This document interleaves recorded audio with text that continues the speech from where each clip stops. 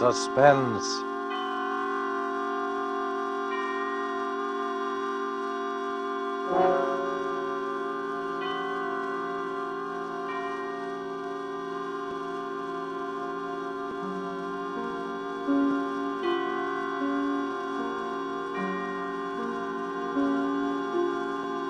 This is the Man in Black, here again to introduce Columbia's program, Suspense.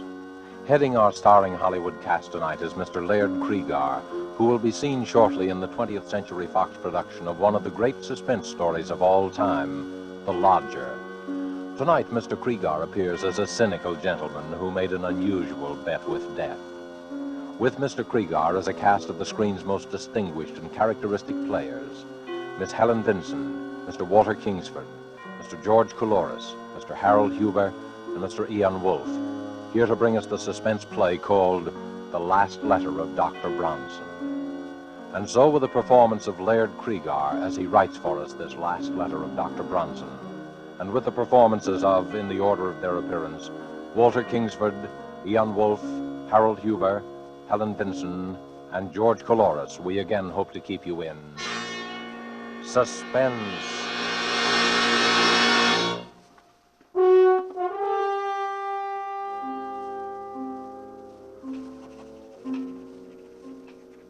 My dear Dr. Mosher, forgive me if I dash this letter off rather hurriedly. There are but a very few minutes remaining for me.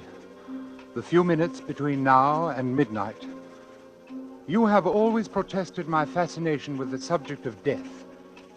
It irked you to hear me discuss the latest electrocution or hanging. I remember your sarcasm the day you found me staring down from the top of the Empire State Building, speculating on the thoughts of a man about to leap from that pinnacle. You alone, Moshe, know how this fascination led to my latest experiment. I should say, my last experiment. I promised you a complete account of it all. Here is that account. First of all, let me recall a conversation which we held here in my study a little over a year ago. There you go again, Bronson. Death and murder. Really, you're unhealthy. Please answer my question, Moshe. Why do men behave as they do? What keeps them from breaking loose? Why don't they kill one another as animals do? Why, because they aren't animals. But, my dear Moshe, being neither vegetable nor mineral, they must be animals. Well, what I mean That is... you do not know the answer. I do. So? I have been studying the question for some time, and I've concluded that there are 5 basic checks which serve to restrain man from murdering his fellow man. Oh, really, Bronson? The obvious corollary is that murder occurs only when some stronger drive overrides these 5 basic checks. Oh, you make it sound very simple. It is simple. And what are these 5 basic checks? Well, I'm not prepared to reveal the outcome of my study as yet. I must put my theory to the test. That would seem to be a difficult undertaking. Difficult, yes, but intriguing. Oh, well, I take it you're about to embark upon another of your experiments. Correct. Bronson, why must you keep on? These studies invariably bring you some physical, or what is more dangerous, some nervous disaster. And in turn, your handsome bill for putting me in shape to conduct the next. Sooner or later, you will experiment yourself into a position beyond my power to aid you. Let it be later, then. Meanwhile, I shall continue to pursue my sole interest in life. And how do you propose to conduct this restraint from murder experiment? Well, a murder is composed of 4 elements. The murderer, the motive, the opportunity, and the victim. My first step will be to select 5 men, each of whom will be restrained from murder by the particular check that I'm testing on him. That's no easy task. By no means. It will require an extensive search. But having found my men, I must then supply each with a motive. Greed, revenge, jealousy. I see, and your next step must be to give each man an opportunity. Precisely. An opportunity which precludes all checks but the one being tested. Well, not knowing what your checks are, I can't help you there. Well, that'll be relatively simple. And finally, I must supply an intended victim. You'll ask this victim to face 5 men, each standing to profit handsomely by murdering him. Correct. His only chance of survival being the correctness of your theory of checks in all 5 instances? Yes. And do you imagine you will discover a man with such utter confidence in your reckoning? There is one such man. Who? Myself. Bronson, this is folly. No, Moshe. I never hesitate to risk high stakes on a sure thing, not even my life. Now, look here, Bronson. You're a doctor yourself. You told me to speak to you like a Dutch uncle. Now, as your physician, I haven't advise... consulted my physician. But you will take precautions, provide yourself for emergencies. I tell you, there's no danger. Oh, well. Well, when will you begin your experiment? Well, I suppose in about... Well, why wait? Why don't we begin right now? Moshe, I invite you to kill me. What? There's a revolver right here in my desk, and I want you to take this revolver... Oh, you're joking, Bronson. What possible motive could I have for murdering you? Motive? Why, we're known to be associated rather closely in our work. You'll come naturally into my entire practice. I'll put that in writing. Why, it's preposterous. Why? Why won't you kill me then, Moshe? Why, there are dozens of reasons. In the first place, I'd go to the electric chair for it. Thank you, Dr. Moshe. You've given me an admirable illustration of the first and most obvious of the 5 checks in my theory. Man refrains from murdering his fellow being because he himself will be killed by law.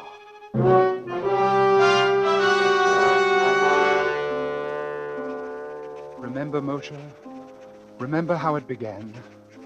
That was more than a year ago. Yes, I've spent more than a year in selecting my other 4 subjects, because the checks I wanted them to prove were not so simple. In selecting my people, it was necessary that I cultivate the friendship of each, so that when the time should come to confront him with my proposition, I should be certain of how he would act.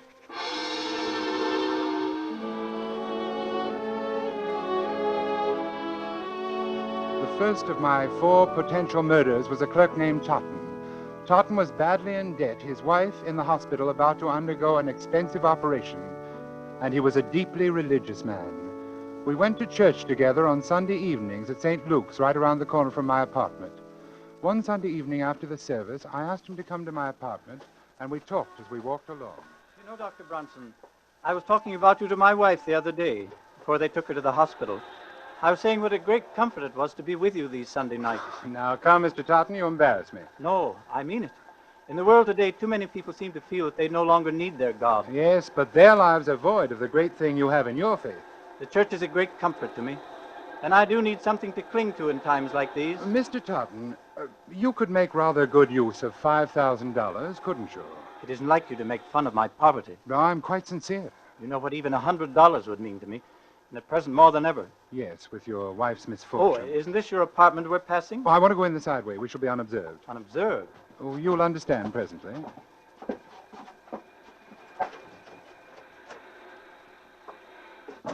Please, come into my study.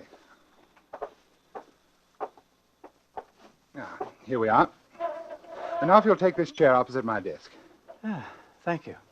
Mr. Totten, you said that even $100 would be a great help to you.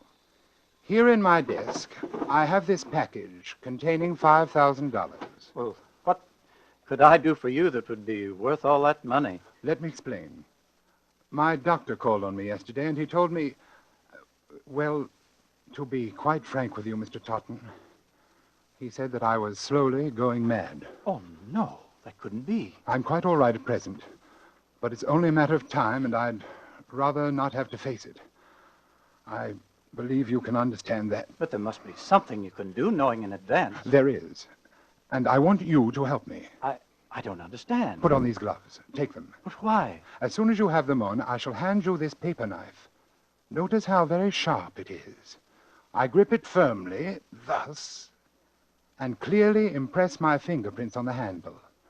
Finally, here on the desk, I am leaving this note, explaining that I have committed suicide. Suicide? When the knife is in your hand, I want you to drive it into my heart. Then you may leave by the same way we came in. You will be quite unnoticed, and with the $5,000 in your pocket. You can't mean this. But I do. You see, I don't have the nerve to... Well, I can't quite make the final move myself. You would greatly oblige me. And with the $5,000, you will be able to give your wife the treatment she needs. What do you say? You can't die yet. You're not ready. Would you have me wait until I've gone mad? You can't take the matter of life and death into your own hands. I am not asking you to pass judgment upon my actions.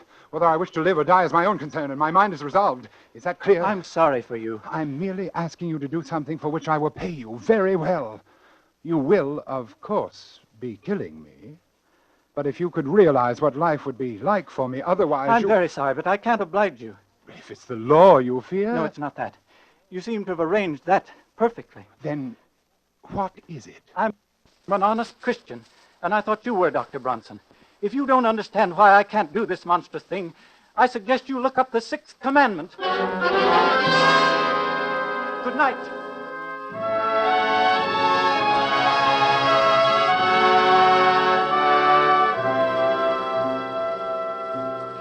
So, Moshe, my second point was proved. Man refrains from killing because it is against his religious principles. The hands of the clock now read 15 minutes to midnight. 1/4 of an hour in which to complete this report. My third proposition called for an entirely different sort of man. In fact, the very reverse of Totten. A man who believed neither in heaven nor hell, and also a man of little intelligence.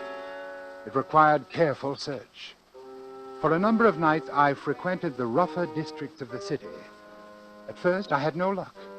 Then one night, I came upon my man very unexpectedly. I was walking along one of the darker streets. There was no one in view.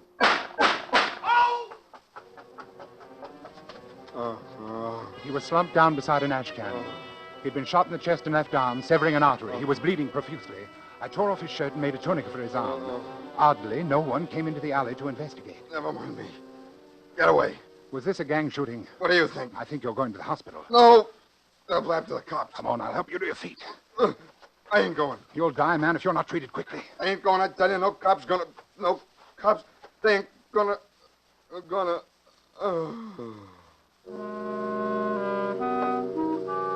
His name was Matt Doyle. I visited Doyle in the hospital almost every day. Several months later, I decided to put him to the test. I found Doyle in one of his hangouts and brought him to my apartment. Hey, this sure is a fancy roost you got yourself, Doc. I find it very pleasant. Have a cigarette? Thanks. Doyle, how many men have you killed? That's all right, Doyle. I understand. Now, suppose we get down to business. Yeah. I've been wondering what you want me for. I want you to do something for me, and I'm going to give you $5,000 to do it. Will you do what I ask you? For $5,000. Spill it. I want you to put on these gloves so there won't be any fingerprints. Then I'm going to hand you this knife, and you're going to kill me with it. Huh?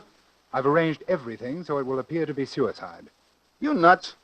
Not yet, but I will be before very long. That's why I want to die. All you have to do is stab me and slip out with this $5,000. Is this on the level? Absolutely. This wad of dough is mine if I kill you? That's right. And nobody will know I done it? No one. These gloves is kind of big for me. That's all right. They'll do. Yeah. Yeah, want me to put on the other one? It's safer. Yeah, I guess it is. Gee, What is it? I was just thinking. $5,000. Oh, the boss has got to pay me more next. I mean, I never got... I'll skip it. I want you to understand exactly what you're doing, Doyle. Without any justifiable cause, merely for the sake of money, you are going to murder me. You understand that? Yeah, You've been hired to do this before? yeah. I suppose it don't hurt to talk about it now that you're But gonna... you've never killed a friend, have you? Yeah, I have.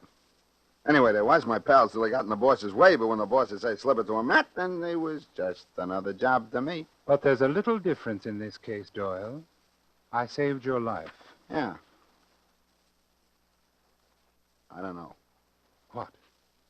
I don't know. Nope, I can't do it. But I thought you said that Yeah, you... take these gloves. Afraid of the law? No, What's the matter, then? Is it because I'm your friend? that's more than that. I can't bump you off, even if you want it. It would be an act of true friendship. I ain't so sure. When a cat has fits, you put it out of its misery, don't you? That's what I want. Oblivion. Peace. Sorry, Doc, I ain't the guy.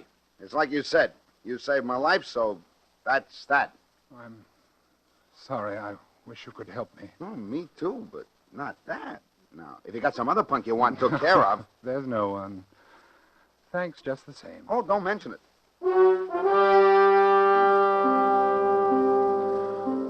There was my third proposition. Man will not kill fellow man if a sufficient degree of gratitude has been invoked. Even a professional killer and one of the lowest examples of human life, such as Doyle, could not bring himself to murder his benefactor.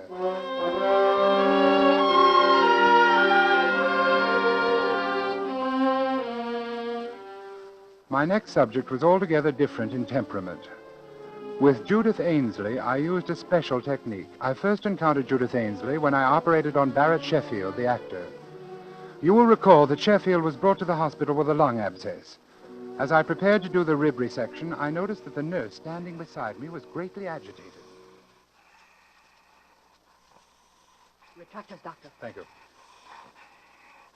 Doctor, do you think this is advisable? What? His dyspnea is more pronounced. Listen. Miss Ainsley, another hemostat, please. But he's getting blue.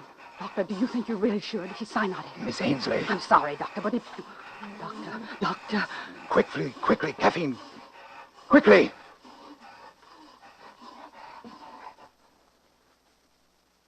Stethoscope. Here it is.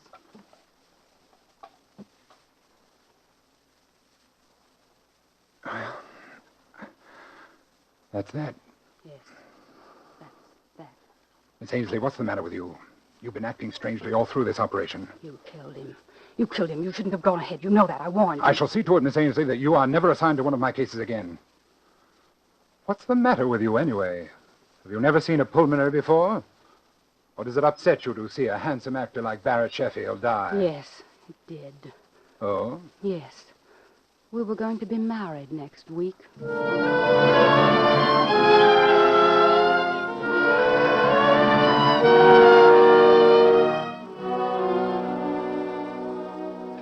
If I ever saw hate, cold, undying hate, it was in that girl's eyes as she turned and left the operating room that day. I had made the most implacable enemy of my life.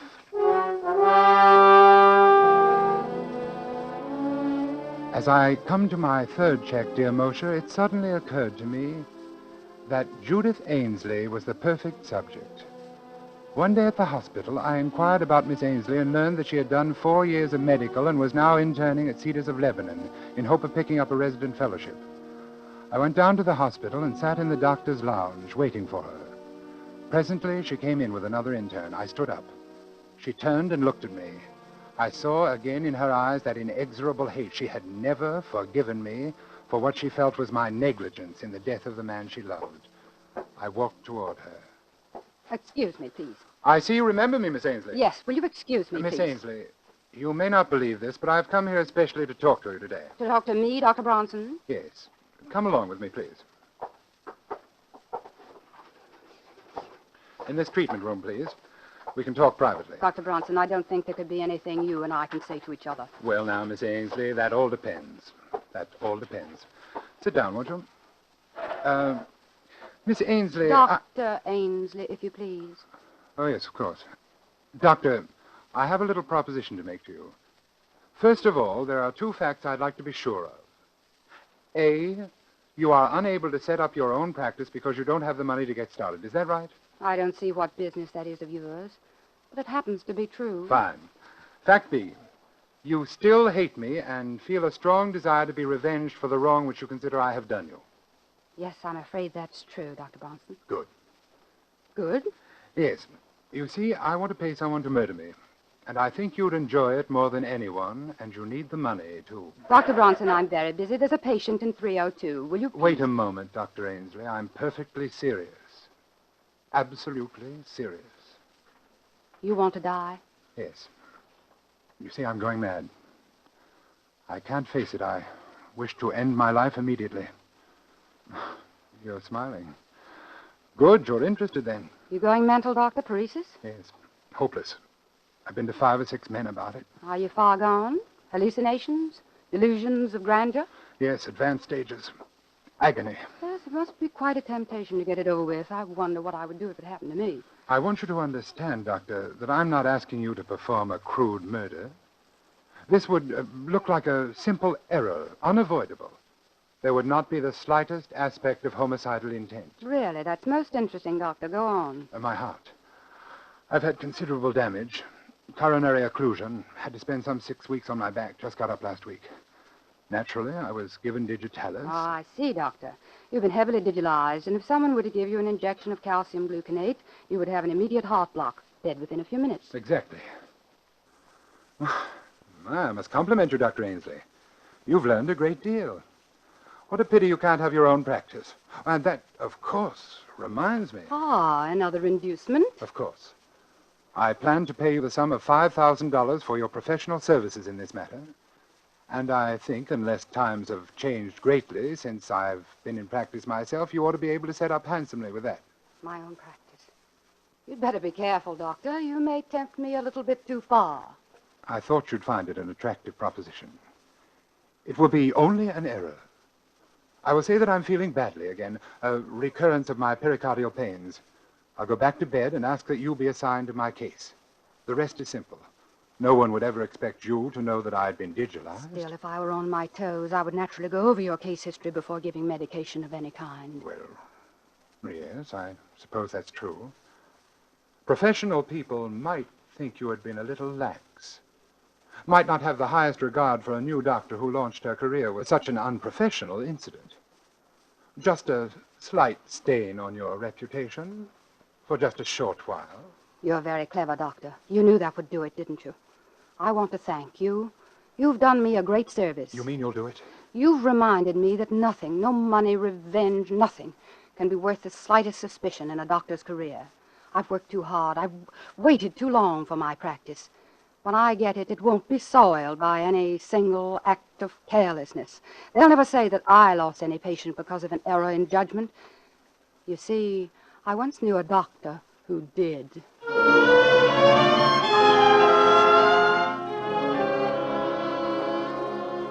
There, Moshe, is my fourth check. Man, or in this case, woman, refrains from killing because of the fear of loss of reputation. Now I come to the testing of my fifth subject. A man who would not murder because he couldn't bear the sight of blood, much less the responsibility for shedding it. Laderne was my man, and I found him shortly after my search began. On that day, I saw him turn a ghastly white as a fast-moving car almost ran over a small dog which had run into the street. It wasn't a particularly frightening sight, but Laderne clutched at his throat and fell in a dead faint. I, of course, made it my business to become acquainted with him. I hadn't seen him for more than 4 months, until tonight. He's changed, I noticed, as he took his place at my desk. He's thinner. His dark eyes seem blacker than ever. Laderne, I want you to do me a favor. It's a little peculiar, but I'm perfectly sincere about it. Well? Circumstances require that my life be ended, but I can't quite reach the point to kill myself. I've arranged everything necessary to give the appearance of suicide. Here is the farewell note which I have written. I see. And here is the knife with which, apparently, I shall have killed myself. Notice I am carefully putting my fingerprints on it. Yes. Here are the gloves for you to wear. And here is $5,000 for you if you will drive this knife into my heart. What do you say? You've arranged everything? Everything. No one knows I'm here? No one? And you want me to kill you? Yes. Of course, it will be a bit messy. When a person is stabbed, his blood usually splurts out. But if you keep to one side, I don't think much will get on you. Why do you want to die? My doctor says that I'm going insane and that I haven't got much longer. That's strange. About going mad? About him saying that you're going mad. Oh, yes. It was a shock. No, I don't mean that. What do you mean? That's the same thing they told me. Oh, that's strange. They what? They told me over a year ago that I was going mad. I only laughed at them. Over a year? Have you noticed any change? Not much, at least no change for the worse. Oh, that's good. In fact, I'm really much better. I've been having fewer and fewer of those sick spells. You remember how I was the day that dog was almost run over? You've gotten over those sick spells? Haven't had one in 3 months. Then there isn't any check. Check? What check? Nothing. Oh. Well, This is going to be a pretty messy business. We might as well get it over with. Nice gloves you've got here. Nice and smooth on my hand. Then you're going through with it? Yes, can't let you down. Oh, never mind the knife. I've got my gun right here. Look, 38. Beauty, isn't it? Yes. Then, if you'll give me back the knife... No, I'll keep it for you. Yeah, I've used this gun a lot in the past 3 months. I've bumped off about 50 dogs. You've done what? Bronson, it's very interesting. I do it after midnight.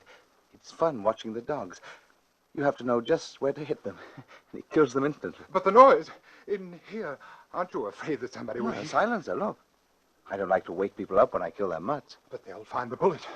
They'll trace to your gun. They're sure to get you. In a suicide, the weapon stays right beside the body where it falls. Suicide? Who says this is suicide? It's murder. I'm going to murder you.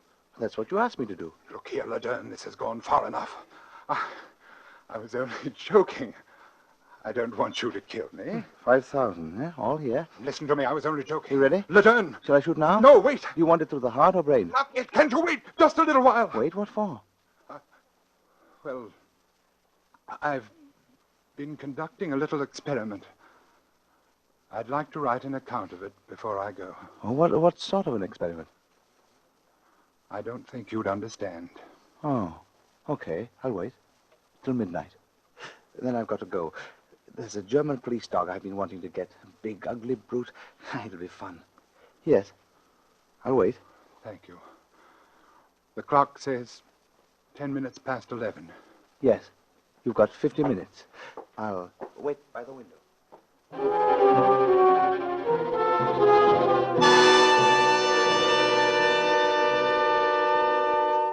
And so, Moshe, my experiment has ended. As you predicted, I have finally placed myself in a position beyond your power to aid. Strange, isn't it? But the one thing I didn't count on was the choosing of a subject who would not respond to my checks, who in fact had no checks at all, for insanity knows no restraint. Bronson, midnight. Oh, yes, Ledern, I'm hurrying. He is still at the window, and he is sure to shoot me. There is nothing I can do to say or stop him. I know that. I'm beginning to understand exactly what is going on in his twisted mind. I wonder why. Now I shall sign my name for the last time and lay down my pen. Then I shall look up and say, "All right, Ledern." All right, Ledern.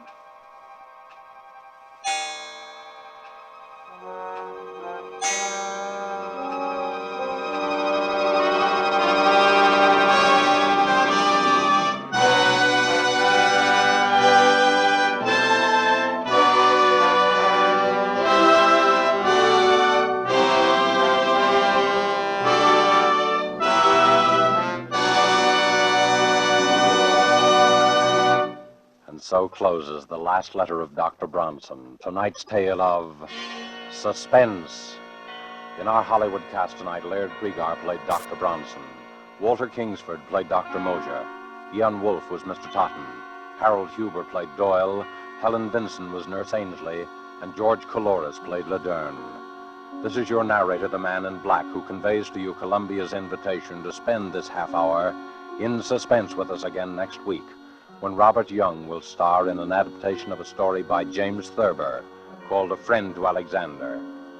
The producer of these broadcasts is William Spear, who with Robert Louis Cheon, guest director, Richard Paulette Craik, author, Lud Gluskin and Lucian Marowik, conductor and composer, collaborated on tonight's Suspense.